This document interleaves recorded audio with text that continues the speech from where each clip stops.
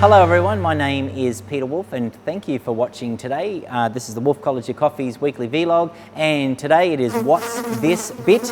And this bit is on pressure switches or pressure stats, and I've got two here to show you and talk about, but I'll start mainly with this big one here. This one is fairly common and it lives inside your espresso machine, and this is all about controlling the amount of steam pressure that you have inside the boiler of your espresso machine.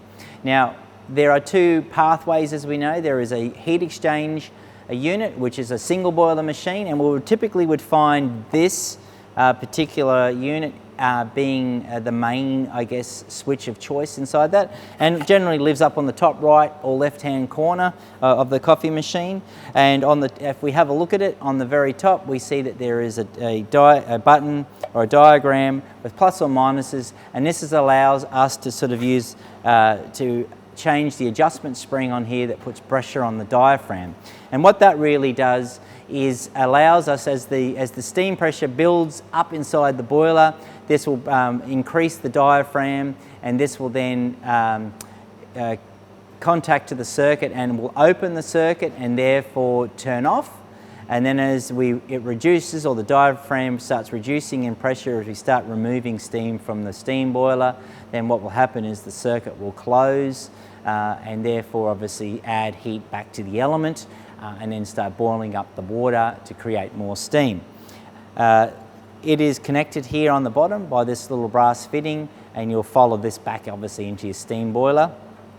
You will also find a smaller version like this one here in most domestic machines, but you can also find this on a multi-boiler machine or a dual boiler machine, but again it will live on the steam boiler only as it controls steam pressure.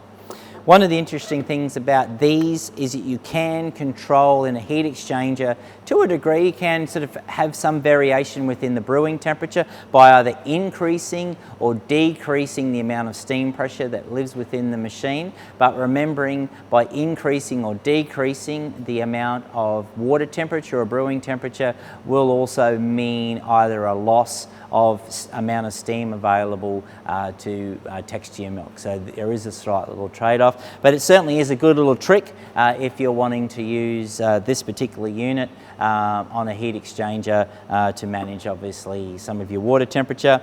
So yes, you come up and you turn your machine on and everything's sort of heating and everything's fine, and we have no steam coming out of the steam tap, but we have hot water coming out of the group heads, then yes, the steam pressure, this pressure stat is more than likely the culprit. And you will also notice that on your steam gauge, typically you would be setting your steam gauge between 1.1 to 1.3 bars, and in some units you can go up as far as 1.5, but that is also limited by the range that's available on the thermostat. So that is What's This Bit?